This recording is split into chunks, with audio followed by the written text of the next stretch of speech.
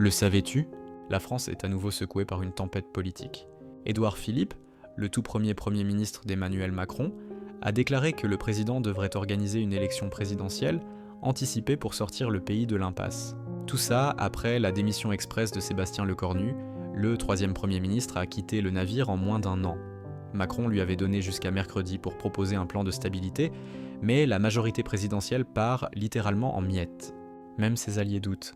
Gabriel Attal, son ex-premier ministre, a dit en direct à la télé qu'il ne comprenait plus les décisions du président. Autrement dit, même dans sa propre maison, les murs commencent à parler. Édouard Philippe, lui, propose une solution propre. Nommer un Premier ministre capable de faire voter le budget, puis repartir vers une nouvelle élection présidentielle. Mais ça ressemble un peu à essayer de recoller un vase déjà fissuré pendant qu'il tombe du balcon. Depuis les législatives anticipées de 2024, Macron a perdu sa majorité.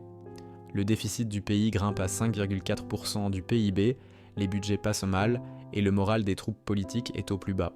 Un sondage montre même que plus d'un Français sur deux, 53%, pense qu'il devrait quitter le pouvoir. Et comme si le décor voulait appuyer le symbole, une camionnette a pris feu mardi matin juste devant la résidence du Premier ministre, rue de Varennes. Le feu dehors, le feu dedans. Alors, Macron prépare-t-il un coup de poker historique ou simplement la fin d'un cycle politique?